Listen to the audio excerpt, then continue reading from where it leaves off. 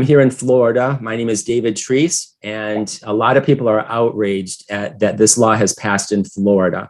I am an investment advisor, an accredited investment fiduciary, and I want to say, don't work with bigots. And that is my response. I'm getting an incredible response from people, my LGBTQ clientele, who are upset that this law has passed.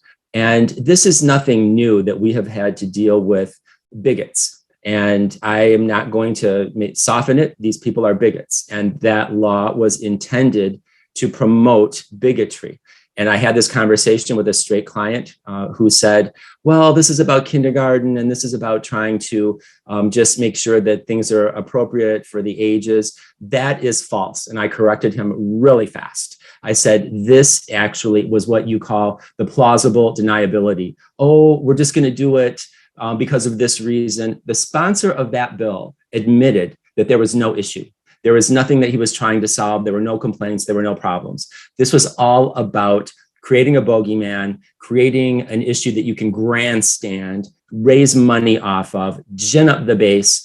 And we're just one community that's getting attacked. Of course, immigrants are being attacked. The Black community has been attacked. This critical race theory, which was never taught anywhere. So just grandstanding, and it is shocking. It is wrong, and I am standing up for it. And I'm going to say it when it comes to financial planning, my industry, put your money where your values are, because this industry is struggling to do the right thing, but we still have a long way to go. And I'm going to share the Financial Services Institute, which is our industry's lobbying arm. This is back from when Trump was elected president over Hillary Clinton. Financial advisors voted overwhelmingly for Donald Trump to become the 45th president of the United States, according to a post-election poll just released by the Financial Services Institute. So this is going back November 29, 2016. Of the 1,300 plus advisors polled, 71% voted for Trump, 19% for Hillary Clinton, and 10% for a third candidate, or declined to say whom they voted for. I submit that this is part of how our industry is in financial advisors, financial planners, investment advisors, and it's a problem. So for people like me, I am a minority and I have a big mouth, and I am going to fight the good fight. So I'm speaking up and I'm telling you, if you are looking for financial advisors, put your money where your values are.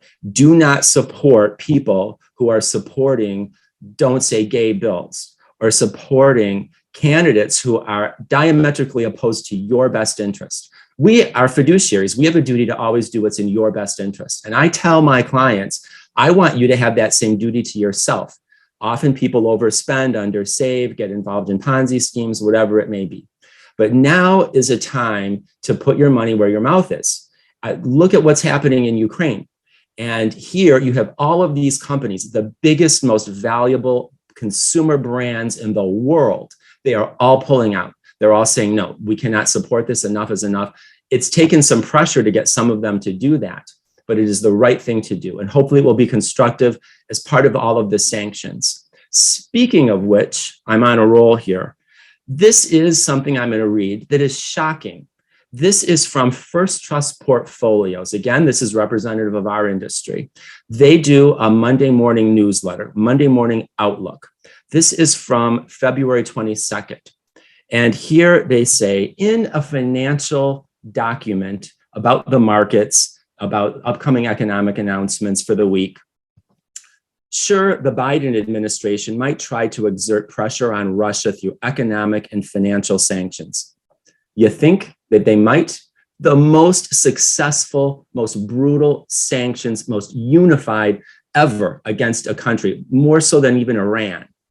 But other countries like China and Germany have strong interests in continuing to exchange freely with Russia. Ultimately, right or wrong, we think the Biden administration is more concerned about managing its image involving the Russia-Ukraine conflict for purposes of domestic politics, like not appearing weak. than trying to alter the outcome of the conflict itself. This is unpatriotic. This is an attack on Biden and basically saying this has nothing to do with trying to save lives in Ukraine or change the outcome. It's all about appearances, window dressing, not appearing weak. I point this out because this is part of what is happening in our industry, and it's always been like this. This is why we have underrepresented minorities in our industry. This is why women are grossly underrepresented in our industry. And so when it comes to LGBTQ people, I want you to make sure you're working with somebody who's got your best interests. Work with somebody who is versed. Doesn't have to be a gay person exactly, but somebody who then is familiar with our community's issues and is on your side. I have spoken nationally on LGBTQ financial planning, and often advisors will come up and they'll say, well, I'd love to have some, more LGBT clients. It's a large community in our area. I treat everybody the same. So, what's the difference? What difference does it make? That is a horrible answer. And partly because of this environment that we're in. But you want somebody who, when you go to their website, you can see that there's LGBTQ people represented. We have a tab, and so there's all sorts of resources there. So my point is, don't just be one of any other customer and have them say you're just the same, because there are issues that are different. I'll point out a few of them right now. One of them is marriage. Marriage is relatively new for us as LGBTQ people, just a few years. I'm still always educating people on what it means. I will have people say, well, we got married, but I think we still want to file single because it's going to be better. I'm like, no, that issue is off the table. You're married. You have to file married. It could be married filing jointly, married filing separately, but married filing separately is almost always like the highest tax bracket. I try to explain to people what all the benefits are of marriage. We did not necessarily grow up thinking that we were going to get married, and now it's the same. So the same rights, responsibilities. So it makes a difference. There are issues about pensions. I've got people, LGBTQ people, who took a single life pension payout when they weren't thinking they would ever be married. So there's nothing left over if they pass away first. Social Security planning, survivor benefits, spousal benefits, even divorced spouse benefits. You have to be married 10 years before you're eligible for that. I wonder, do other financial advisors who are not used to working with us gay people, if they're even thinking about these issues? And I think the answer is no. We deal with other things like often we are aging alone. That's a huge issue. I have got so many older gay and lesbian clients who are single, no kids. Now, that's happening to a lot of people, straight people as well. But that takes some specialized planning to make sure who's going to take care of you when you're older. We have a trust company that we work with. We've got all sorts of services, these private companies that you can hire. We don't want anybody to be afraid of aging alone. But gay people are afraid of it. And one of the reasons is we're going back into the closet because of all of this atmosphere. Ever since we've had this, since Trump got elected and we've had all of this negative and these attacks and people opening their mouths and saying things that they shouldn't say, we've seen older people go back into the closet. I actually showed a documentary at the Pride Center here in South Florida called Gen Silent. And it showed all of this. You have older people who are vulnerable and they don't want to get into fights. They don't want to roil the waters. A lot of other older people are more conservative. And so they don't want to put themselves out there. They just keep their mouths shut. There often a lot of caregivers are from poorer, maybe more conservative countries here in South Florida, many from the Caribbean, and they are anti-gay, quite frankly. They are maybe going to say the wrong thing. There are stories of them basically trying to say it's not too late for you, you can be saved. And it's just things that are just completely inappropriate. We've gone through this. We've had a caregiver for an older man who just disappeared, and we thought it was because of the gay issue. And we have somebody who we really liked who was taking care of an older gay man. And this was for years. And then she says to me, she's from Jamaica. She says, if my husband knew I was working with these gay people, he'd blow a gasket. I'm thinking, you've got to be kidding me. This is real. I've been discriminated against in this industry. There was one company, and I will name them, One America. What an ironic name. Their name is on a building in downtown Indianapolis on a skyscraper, and they specialize in these hybrid long-term care policies, which are terrific for a lot of people. And here they said no gay couples, this is like 10 years ago now, but still not like 50 years ago, no gay couples at their conference events. And I said, well, we're still going to go, but then my husband will go as my guest. And I created a lot of awkwardness there. And when I realized that that they lied to me, they said, oh, this has to do with taxes and all these different companies we own and having a standardized policy amongst companies. It turned out that the CEO of the company at the time was on the board of the very conservative Christian organization, and I found out about it later. And I spoke with that office. I spoke with the president's secretary. So, are you aware of this policy, no gay couples at conference events? And I said, yes, we're aware of it. And at any rate, I blew a gasket. I sent out an email to everybody who attended that conference. I said, this is how we were mistreated. And it happens. And I say this also to straight people. It's like, don't decry, oh, you're being, too sensitive. No, this is real. And it hurts when you're mistreated. And especially when somebody's dealing with your money and your financial future, you do not want to go through this. So I mentioned solo aging and housing and planning. What if you have hostile relatives? I deal with this.